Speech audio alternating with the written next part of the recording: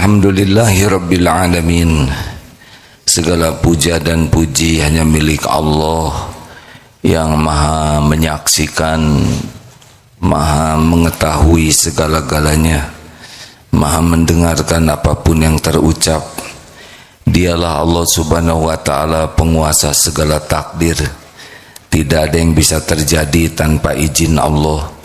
Walaupun bergabung jin dan manusia menghendaki, tapi kalau Allah tidak menghendaki tidak pernah terjadi.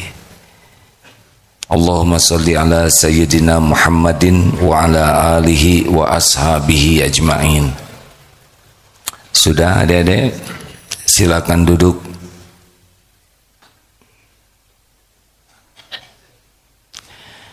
Para jemaah sekalian, pemirsa, ada tamu dari Lab School. Alhamdulillah, hari kedua ya, sampai besok. Alhamdulillah. Sudah?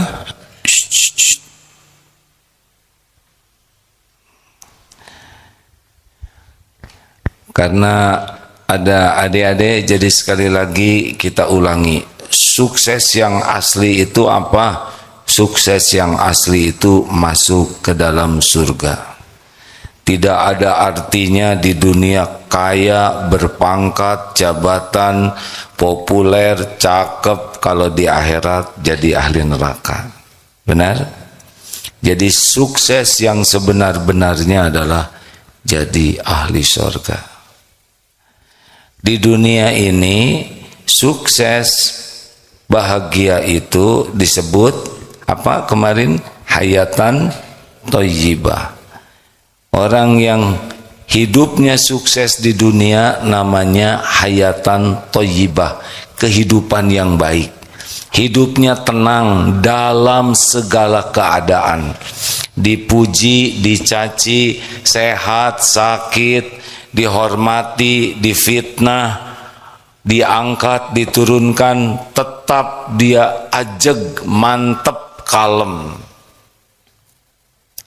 Karena hidup ini sepenuhnya adalah, halo, hidup ini apa? Ujian.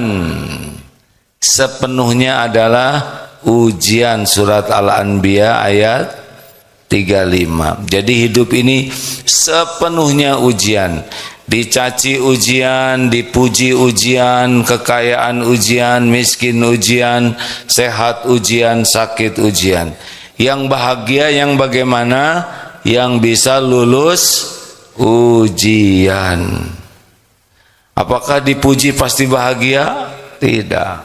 Orang yang senang dipuji manusia justru orang yang susah bahagia.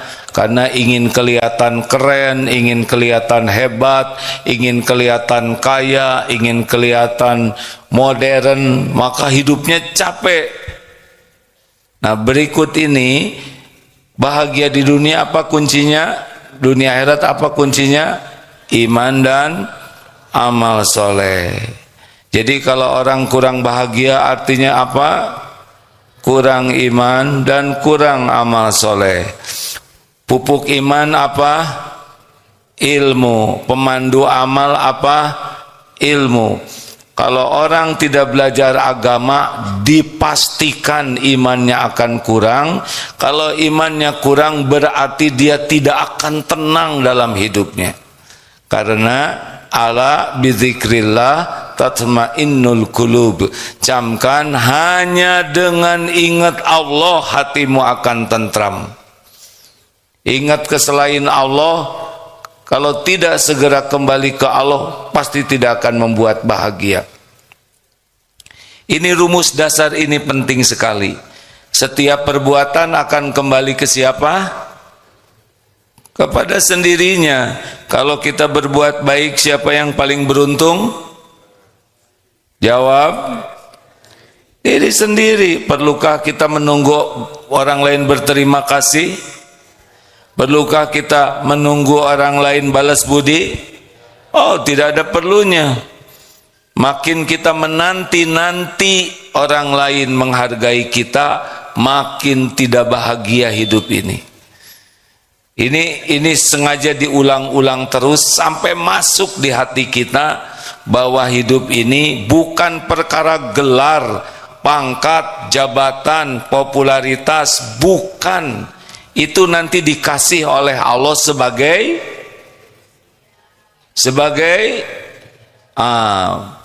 apakah punya harta banyak sebagai tanda sukses?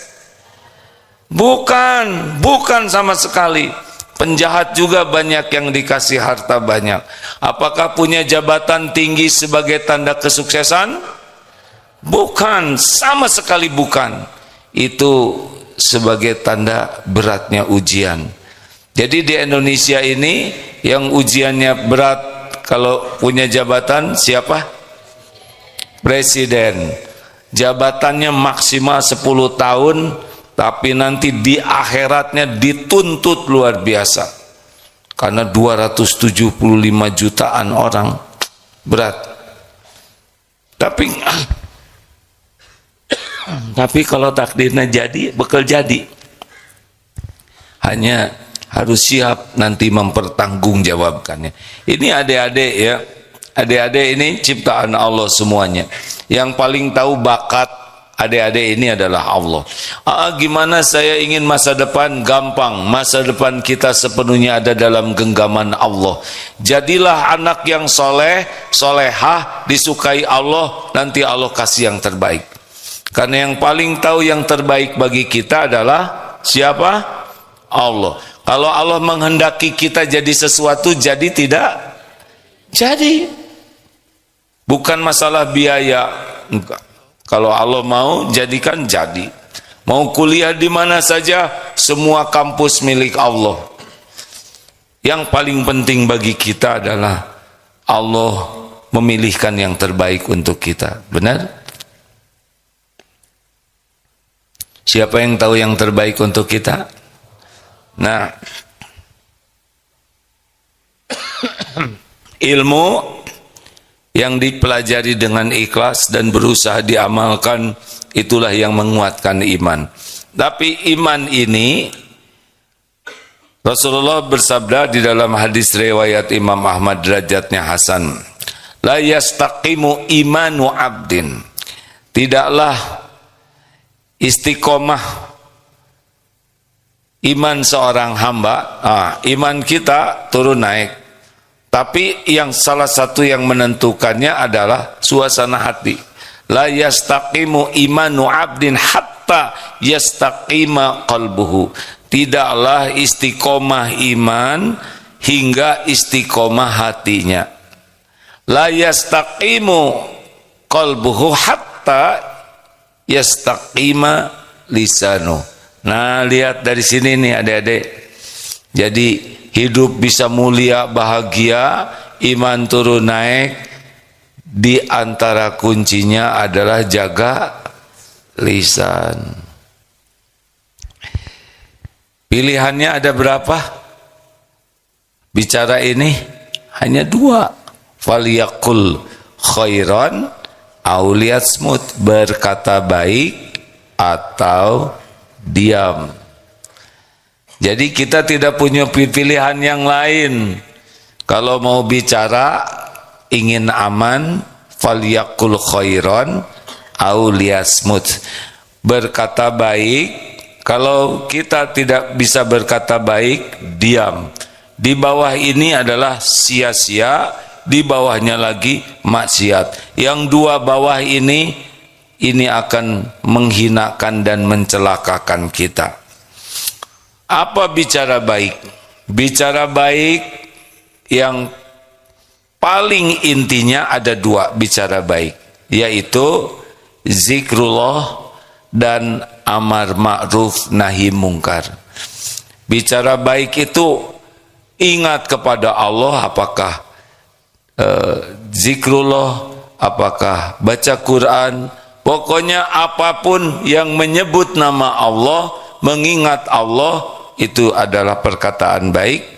Dan yang kedua, ngajak orang menjadi baik dan mencegah orang dari perbuatan buruk. Berikut ini ada 4 ciri Jadi kalau kita ngobrol, kita udah ketahuan levelnya level mana. Ini pengulangan, tapi mudah-mudahan santri baru bisa mendapat manfaat. Jadi ketika kita ngobrol, ini kalau diam kita tidak ketahuan. Pas ngobrol, kita langsung kebuka tuh. Kayak kalau kita ngobrol tuh, nih inilah kualitas saya. Jadi bakal ketahuan pas kita ngobrol, kualitas akhlak, kualitas iman, kualitas intelektual, kualitas pribadi kita. Maka yang paling aman diam. Tapi kalau sudah bunyi, kita ini kebuka. Nah, adik-adik, ini kembali ke bab perjodohan. Kalau nanti cari calon suami, dengar saja perkataannya. Ciri orang yang berkualitas tinggi, ya, ini orang yang paling bagus. Yaitu kalau bicara ada cirinya. Yang pertama, dia akan banyak menyebut nama Allah. Apapun yang diobrolkan mesti kembalinya ke Allah. Zikrullah. Yang kedua, kalau bicara ilmunya manfaat. Jadi kalau dengar orang ini bicara, kita dapat ilmu yang manfaat. 3, ketika bicara, karena bicaranya itu pakai hati kita pun akan tergugah. Kalau ilmu manfaat konsumsi akal pikiran, tapi karena bicaranya ikhlas, maka hati kita akan tersentuh, tergugah. Jadi kita pun tergerak untuk berbuat baik. Dan yang keempat, solusi. Jadi kalau ngobrol apapun, tidak hanya mempermasalahkan masalah, tetapi solusi.